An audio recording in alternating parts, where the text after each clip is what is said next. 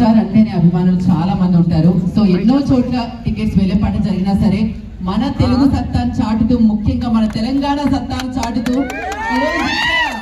Number 1 place లో ఈ యొక్క రోజు టికెట్ వేలేపాట జరగడం జరిగింది.